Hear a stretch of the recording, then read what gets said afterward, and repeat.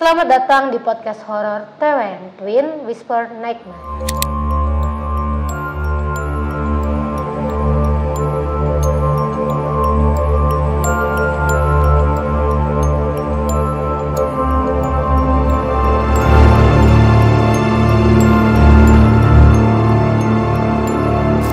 Bersama saya Nika Ribi dan gua Hanan. Kali ini kita bakalan bahas hal-hal yang horor, lebih utamanya apa yang lu alamin ya. Oke, tanpa lama-lama lagi, gue pengen nanya sama lu, pengalaman horor yang paling menyeramkan yang pernah lu alamin itu apa? Pengalaman horor yang pernah gua alami yang paling menyeramkan ya, yang pertama itu pastinya yang ketika gua kuliah, ketika gua ngekos waktu itu semester 5. Gue lagi ngekos di mana? Di Bandung. Di Bandung? Daerah Cijagra, Lengkong. Kosannya itu dia apa ya? Kayak terpencil gitu, kehalangan banyak bangunan-bangunan. Jadi si kosannya tuh nggak kena matahari, cahaya matahari. Lembab ya jadinya? Iya, jadi lembab juga. Terus udah gitu bisa dibilang kosannya itu agak kotor gitu. Jadi agak kotornya itu tuh untuk daerah halamannya atau bangunannya tuh udah tua gitu, jadi kayak kelihatan bangunannya kotor. Udah tua, terus halamannya juga sama ya gitulah. Udah gitu lembab juga. Terus udah gitu si kosannya itu ada 2 tingkat. Tingkat yang bawah itu kan banyak dihuni gitu. Nah yang atasnya itu yang tingkat kedua itu kosong, nggak ada penghuninya. Oke, kosan lu itu tuh berapa pintu sih? Maksudnya dari ujung sini ke ujung sini tuh berapa pintu? 3 pintu berarti sama 3. Atas 6 ya? 3 pintu tuh kiri 3, kanan 3, berarti ada 12. Kurang lebih ada 12 pintu. Jadi yang atas tuh kosong, yang bawah ada. Dan yang bawah itu kan pasti ketutupan matahari, ketutupan bangunan. Sinar matahari nggak masuk, jadi lembab. Pengalaman yang paling menyeramkan di kosan itu yang pernah gue alami itu waktu itu subuh-subuh, sekitar jam 2 atau jam 3 subuh gitu. Gue lagi main HP, di scroll IG gitu kan. Lagi enak-enak lihat video reel segala macem gitu kan. Lagi nyantai, lagi begadang, menikmati udara subuh. Kesunyian ya. Kesunyian juga. Terus tiba-tiba toke, itu suara kenceng banget. Suara toke kenceng banget. Lu tau kan suara toke yang biasa? Toke. Itu kan kenceng banget kan? Tapi ini lebih kenceng lagi, jauh lebih kenceng lagi. Terus udah gitu suaranya itu menggema di apa? Dalam kamar lu nih, kosan lu? Di sekitar kosan gua. Maksudnya enggak di dalam kosan gua juga, tapi di luar, tapi sampai di luar. Saking kencengnya ya? Saking kencengnya itu suara. Terus gua awalnya kayak anjir nih toke, buset kenceng banget suaranya gitu. Gue belum ada feeling yang gimana gitu. Terus sekitar beberapa menit kemudian gue ngerasa ada yang beda gitu. Kok tiba-tiba gue badannya nggak enak kayak kok mual gitu perut gue gitu. Terus dari situ gue ngechat tetangga gue bilangnya kan teteh gitu kan. Oke, sebelum ngechat ke tetangga lu, itu lu ngerasa mual itu tuh karena lu belum makan atau gimana? Enggak, ini tiba-tiba aja gitu, tiba-tiba mual ngedenger toke itu. Iya, karena gue kan emang apa ya, kadang suka begadang juga kan. Terus ya selama itu gue ngerasa biasa aja, nggak sakit juga ya? Nggak sakit juga, gue kayak kok tiba-tiba mual. Tapi mualnya tuh kayak apa ya, gue nggak ngerti, itu kayak tiba-tiba mual gitu. Gue susah jelasin ya. Terus lu langsung ngechat tetangga lo nih? Iya, gue ngechat tetangga gue, teh dengar suara toke nggak tadi, kenceng banget. Terus kata tetangga gue bilang ke gue, iya itu ada yang ngirim mbak Kun gitu. Kayak gitu.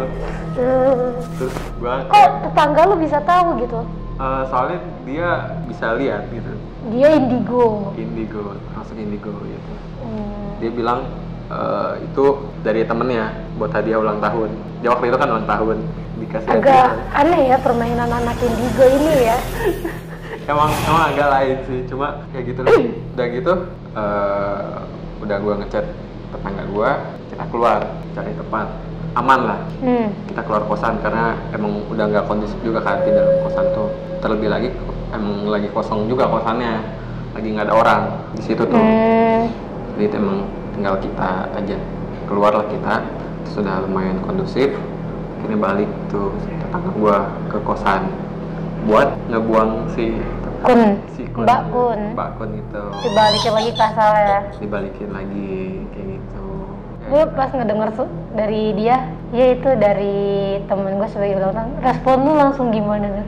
Apa yang lu omongin ke dia? Gue speechless sih, kayak what the heck gitu. Apa sih ini? Cuma sebelumnya gue udah tahu kan circle-nya, bukan circle mungkin ya, orang-orang yang dia kenal gitu kan ya. Dia tuh kadang suka ada yang ngiring gitu, jadi kayak ya udah tau lah gitu. Terus di kosan gue juga kadang malam-malam tuh ya, kalau misalkan gue lagi main sama ke tetangga gue gitu, suka ada suara langkah kaki anak kecil lagi lari-larian. Padahal kan di atas kan kosong di atas tuh. Suara langkah kaki anak kecil tuh ada di atas, dan itu kedengeran jelas banget. Kedengeran kalau gue lagi ngobrol gini sama tetangga gue itu kayak gini, kedengeran itu suaranya. Terus pernah juga waktu itu gue lagi main di atas. Enggak, di itu. Beda tempat. Di tetangga gue, di kamar tetangga gue. Terus udah gitu lagi main game. Seru main game. Tiba-tiba dar. Apa tuh? Gelas jatuh. Enggak, posisi lu main di mana nih? Ini gelasnya di mana? Lu mainnya di mana? Gue lagi di kasur, gelas tuh kan di sono lah, di tempat gelas gitu. Gue di kasurnya itu. Jauh kan? Iya. Terus kok bisa gitu? Gelas jatuh. Tapi untungnya nggak pecah sih gelasnya. Kalau pecah saya sih. Gelas beling. Tapi pas jatuh tuh kayak tetangga lu langsung bilang apa? Kita langsung kayak tatap gini, kayaknya ada yang datang. Dia sesantai itu ya nanggepin hal kejadian kayak gitu. Sesantai itu karena emang udah sering di kosan itu. Kayak misalkan ada sesosok mbak Kun gitu, dia pernah lihat di kamar mandi kan di pojok gitu kan. Terus emang kadang beberapa tetangga yang lain tuh jorok gitu, nyimpen apa? Pembalut nggak bener. Akhirnya si mbak Kun itu menyantap hidangannya. Gitu. Dengan lidahnya panjang, lidah yang panjang. Kayak gitu. Lu nggak kebayang aja. Lu bayangin ya, lu mau kamar mandi nggak jadi karena ada penghuni aslinya di situ. Tapi kayak sering nggak sih kayak temen lu tuh yang indigo itu kayak nasihatin ke tetangga yang lain kayak ini jangan kayak gini-gini, terus kayak dia ngasih tahu kalau lu kayak gini-gini ada nih setan yang kayak gini-gini gitu. Apa enggak? Kita tuh sampai bikin apa ya? Peraturan. Apa namanya? Kayak tulisan gitu ya di tembok. Bla bla bla bla bla gitu buat tetangga-tetangga yang lain biar pada bersih gitu. Cuma kayaknya apa ya, emang susah kali ya. Dianggap sepele lah ya ngomong. Iya, emang susah kali ya. Terus pernah juga waktu itu di depan kamar tetangga gue, lagi tetangga gue lagi, itu muncul sebuah api yang melayang. Gimana ceritanya? Sebuah api yang melayang. Itu yang gue tahu ya, kalau misalkan ada sebuah api melayang, apalagi dia ngiterin satu rumah itu doang, itu katanya ada yang bilang bakalan kayak ada pengirim, entah itu dari dukun atau dari mana, itu buat ngesantet si pemilik rumah ini. Oh gitu? Yang gue tahu, jadi bakalan ada bola-bola api melayang gitu. Itu tuh ilmu jahat itu. Ilmu jahat? Itu ilmu jahat. Ngeri juga ya? Itu bahaya. Dan lebih parahnya lagi kalau misalkan udah kena santet gitu, yang bisa nyembuhin tuh ya si pengirim itu doang. Si pengirim itu? Iya, karena ilmu itu berarti ilmunya udah lumayan tinggi kalau udah sampai bisa ngirim-ngirim kayak gitu. Iya, termasuk ngirim Mbak Kun itu sih. Nah, itu. Berarti si tetangga indigo lu ini juga tahu tuh ada bola api melayang gitu. Tahu. Biasanya tuh dia juga suka tahu tuh siapa pengirimnya. Oh, kalau yang Mbak Kun dia tahu pengirimnya. Kalau bola api melayang itu gua kurang tahu. Oh, lu nggak nanya lah ya? Gua nggak terlalu kepoin. Ngeri juga sih. itu bahaya sih itu. Iya, itu bahaya. Itu udah bahaya, ngeri banget masalahnya santet coy. Tapi itu udah bukan digentayangin lagi itu tapi, udah tujuannya udah pasti ke si pihak itu. Mau nyelakain gitu ya. Tapi untungnya waktu itu di situ gue lagi nggak ada di kamar. Jadi yang ngalamin itu tetangga gue ini cerita ke gue gitu. Gitu. Lu udah panik dong. Bola api melayang. Soalnya Mbak, itu bener dah, itu ilmu hitam. Tapi dengan kejadian-kejadian kayak gitu, berarti lu percaya dong akan adanya hal gaib itu? Gua percaya, soalnya gua sebenarnya nggak cuma itu dong gua ngalamin. Gua dari kecil tuh gua pernah ngeliat sosok Mbak Kun. Waktu kecil tuh umur gua masih TK lah kalau nggak salah. Mbak Kun lagi nyenderan ke pohon gitu. Waktu itu gua lagi mau ngaji. Mau ngaji, tempat ngajinya tuh deket makam. Nah di makam itu ada pohon.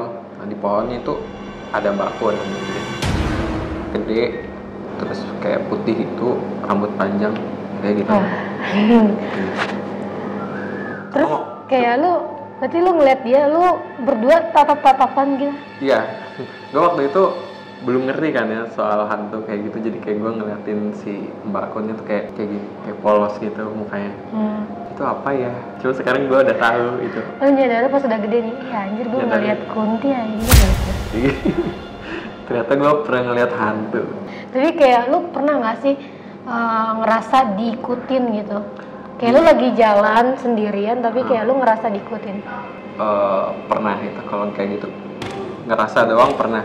Sering mungkin kali ya kalau ngerasa. Terus kadang gue suka ditunjukin keberadaan si makhluk halus dengan cara kayak ada benda gerak lah, benda jatuh lah kayak gitu. Itu kejadiannya pas kapan tuh kayak benda-benda gerak gitu?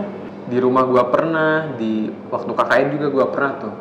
Waktu KKN itu kejadiannya malam hari, semuanya udah pada tidur kan.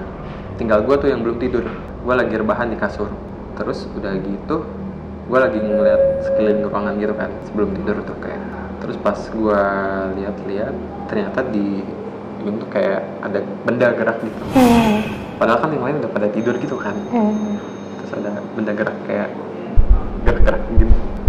Gue pikir itu apaan ya. Bendanya itu benda apa? Headset gitu, Headset kabel. Headset kabel gitu. Dia gerak. Tapi dia kan letaknya jauh kan dari orang-orang. Terus gue ngeliat ada angin nggak ada angin gitu. Terus itu kenapa bisa gerak gitu kan ya? Nggak ada apa-apa. Terus udah gitu besoknya lagi gue lagi buang air besar sendirian di rumah tempat KKN maksudnya. Terus udah gitu gue lagi enak-enak jongkok, tiba-tiba si ini jatuh. Apanya senjata? Kan gue naro alat mandi di kresek. Di kresek. Kreseknya tuh digantung ke hanger gitu. Tiba-tiba kreseknya itu jatuh. Nggak mungkin kesenggol dong, kan lu lagi jongkok. Kan gue lagi jongkok. Iya bener kan, gimana gitu jatuhnya. Kan kreseknya juga kan dikaitin. Iya dikaitin kan. Hanger kan begini, hanger terus ditaruh. Iya gitu, jatuh. Loh kok gitu kan. Gue kayak kenapa harus aku mulu gitu yang ditunjukkan. Terus udah gitu nggak berhenti di situ. Ternyata teman gue lihat. Oh lu di kamar mandi berdua? Enggak. Beda ini, lagi? Beda hari. Oke. Beda hari, temen gue lagi tidur kan. Dia tuh kayak agak melek gitu dikit. Lihat kayak badan panjang banget. Panjang banget kelihatan dikit gitu. Terus udah gitu pas di akhir kegiatan KKN kita kayak seru-seruan bareng gitu. Temen gue ini kan ada yang ada yang lagi minum lah ya, minum. Bisa-bisanya. Terus udah gitu habis minum nggak tahu kenapa kesurupan temen gue. Nggak tahu kenapa, itu udah pasti jawabannya. Dia kesurupan pas lagi pada minum subuh. Ya Allah. Kayak menggerung, nggak tahu kesurupan apa kali ya, menggerung. Dia tapi kayak waktu dia kesurupan ada sempet kayak ngomong gitu. Kayak dia sempet kayak ngeluh badan gue pegel, gue nggak enak badan, langsung kesurupan kayak dia kayak menggerung gitu dia. Tiba-tiba menggerung. Cuman kayak teriak doang apa dia sempat kayak ngasih tahu nggak kenapa jangan minum di sini gitu? Ada kayak kata-kata gitu? Bener-bener cuman teriak aja? Teriak doang. Terus berarti dari lu langsung manggil warga sekitar atau gimana? Waktu itu tuh ada Taruna. Karang Taruna, iya Karang Taruna. Ya dibantuin sama Karang Taruna waktu itu. Satu orang yang kesurupan itu? Satu orang yang kesurupan. Terus berarti langsung tahu dong warga sekitar kayak kalian nih minum-minum di sini? Enggak sih, soalnya itu kan di dalam itu kan dalam rumahnya. Kemungkinan nggak tahu sih, tapi nggak tahu juga. Soalnya suaranya lumayan kenceng kan waktu itu. Terus gimana? Itu kan lu ngalamin berbagai macam hal goib terus diganggu kan. Gimana cara lu ngatasin ketakutan yang lu alamin itu? Gue sebenarnya nggak takut sih.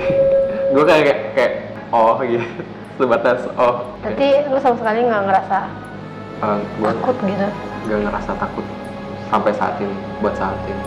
Tapi kayak lu pernah pengen nyari tahu nggak sih kenapa lu digangguin, atau misalkan ada kejadian gelas jatuh terus langsung lu samperin gitu? Gue tipe orang yang mungkin bisa dibilang kayak apa yang udah terjadi ya udah gitu, kayak biarin aja sih. Enggak ngekepoin ya, kayak lu ngedengar suara anak kecil ngelangkah di kaki kayak tiba-tiba gue samperin lah gitu. Ya gue biarin aja sih, kayak mungkin tuh hantu mau ini kali lagi seru-seruan atau gimana, nggak tahu, nggak ngerti. Terus kayak lu pernah nggak sih ada di tempat tertentu yang menurut lu ini tempat tuh angker dan memiliki aura yang mistis gitu? Pernah gue waktu SMA, gue kan ke Ciwidey ya, sama teman-teman tuh healing. Kita ke villa tapi di atas itu ada makam. Ya di atasnya ada makam. Bisa-bisanya villa di atas makam? Nggak tahu, gak ngerti. Ya mungkin karena murah kali ya. Oh, oke.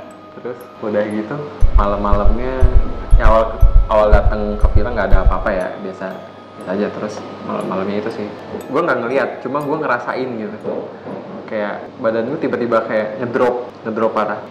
Terus di situ ada teman gue kan yang emang bisa ngeliat, ternyata di situ ada bocah, hantu bocah gitu, hantu anak-anak kayak lagi lari-larian kesana kemari. Kita tuh lagi bakar-bakar gitu, dan si hantu ini kayak ngikutin gitu loh, kayak ikutan seru-seruan gitu loh. Oh, dia ngikut kayak gitu kegiatan lu ya? Cuma akibatnya ya ngaruhnya ke gua. Oh, lu kena nih? Kena ngedrop gitu. Gua bisa dibilang salah satu orang yang cukup peka kalau soal kayak gitu, bisa ngerasain kayak bisa gitu. Ngerasain lah ya, walaupun kayak lu nggak ngeliat tapi nggak tahu kenapa kayak feeling lu kuat nih akan gue bisa hal ngerasain itu. Kayak gitu. Terus udah gitu malamnya gue tidur, pas pagi-paginya gue tiba-tiba kayak capek, padahal nggak ngapa-ngapain. Badan lu kayak ngerasa capek gitu ya? Iya. Terus teman gue bilang, Nan, lu diklonin sama nenek-nenek. Gue shock dong, anjir, nenek-nenek. Gue kira dia bercanda, ternyata beneran. Itu yang lu alamin tuh kayak badan lu pegel ya? Pegel, terus gue capek gitu segala macam kayak gitu. Gue diklonin sama nenek-nenek. Terus lu kayak nanya nggak, ini bisa nggak sih nenek-nenek jangan ngegangguin gue gitu? Waktu itu kan kita cuma nginep beberapa malam, semalam doang. Jadi udah gitu udah langsung kita pulang. Oh, berarti si nenek itu nggak ngikut lah ya? Nggak ngikut, nggak sempat gangguin lebih jauh. Karena sebenarnya di situ tuh sebelumnya ada yang nginep di situ dan pernah kejadian sampai kesurupan. Berarti itu villa emang beneran angker dong? Emang angker, cuma untungnya kita nggak sampai yang gimana-gimana sih, masih aman kayak gitu. Terus kalau misalkan nih ya, yeah. Lu pernah ngerasain kehadiran makhluk halus tuh? Apa yang lu lakuin gitu? Yang waktu di kosan itu gue terutama zikir sih. Gue berdoa semoga gue nggak kesurupan, karena gue di situ sendiri, nggak ada siapa-siapa. Gue kayak ngebayangin kalau gue kesurupan di kamar sendiri, nggak ada orang siapa-siapa. Yang paling horor tuh di kos-kosan lah ya. Iya. Itu masalah tempatnya udah terpencil, lembab. Terus emang terkenal angker ya daerah situ. Emang kosan gitu. Sampai yang di atas aja nggak ada yang mau ngisi. Itu kalau boleh tahu tuh ruangan atas tuh beneran kamar atau lapang gitu loh? Kamar.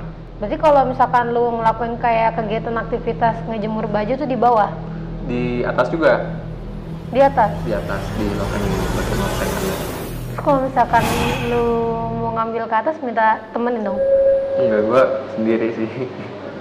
Sendiri? Pasti sendiri gue, soalnya yang ada temen lagi sih. Tetangga gue kadang pergi kan, tetangga yang lain kurang deket guanya. Gue pernah tuh malam-malam. Kenapa? Ke atas. Ke atas? Oh. Kayak, gue kayak anjir. Gimana tuh gimana? Serem Apa yang maksudnya? Apa kejadian yang lo alamin tuh waktu lo mau ngambil baju malam-malam hari itu? Nggak kejadian apa-apa sih, cuma gue ngeri Feelingnya aja. kayak diliatin, banyak yang ngeliatin lo ya? Banyak yang iya. Kayak banyak yang ngeliatin, banyak yang ngikutin. Karena emang di atas tuh Nah, apa ya, kotor banget. Kayak Iya. terbengkalai. Lu tahu Rumah Kosong? mhm. Kayak gitu vibes di atas. Oh, Kayak Rumah Kosong. rumah kosong, 12 pintu. Lagi kalau lo naruh baju di ujung. Di ujung ya. Duh, lo harus ngelewatin beberapa pintu buat turun tangga nih. Betul. Nah, itu kan kejadian yang lo alamin, tapi secara langsung. Tapi pernah nggak sih lo diganggu dalam mimpi gitu? Dalam mimpi. Kalau mimpi buruk pernah sih, cuma kalau sampai kayak diganggu beberapa kali gue belum pernah ngalamin sih, alhamdulillah. Oke, cerita dari Hanan lumayan serem, apalagi yang di kos-kosan lah ya. Itu horor banget, dan intinya dari yang gua tangkep nih ya, dimanapun tempatnya kita harus jaga kebersihan gak sih? Iya benar, betul. Orang mau ngasih tahu kita harus lebih bersih lagi ya, berarti orang itu udah lebih paham lah tentang kebersihan, dan kita harusnya ngikutin dong sebagai tetangga yang baiknya. Harusnya udah di dalam diri sendiri nggak sih kalau kebersihan tuh? Seharusnya tanpa ditegur nggak sih? Iya, Tapi harus. berhubung kurang nyadar gitu. Seharusnya kalau ditegur tuh ya udah gitu. Iya. Selama itu kebaikan kenapa nggak dilakuin gitu? Iya, betul, setuju. Yang gua ambil cerita dari Hanan Iya. yaitu tentang gimana jaga kebersihan dan attitude. Tadi gue juga ngeliat attitude dimana kita udah tahu nih numpang di tempat orang KKN ya. Iya. Please jangan minum ya, karena kita nggak tahu nggak sih, siapa tahu di tempat itu emang tempatnya suci, bersih Iya gitu. betul. Apalagi itu kan tempatnya belum apa ya, tempatnya orang lah. Iya, tempat orang. Kan tetangga-tetangga sono bener-bener kayak ngejaga tempatnya biar bersih, religius, di ngajiin di situ kan. Terus kita dengan udah numpang malah merusak kegiatan mereka gitu. Oke, dari cerita itu gua akhiri, dan jangan lupa nonton podcast-podcast sebelumnya, atau kalau pengen penasaran kalian ingin podcast apa bisa komen di bawah, dan jangan lupa apa? Like, comment, and subscribe. Bye bye.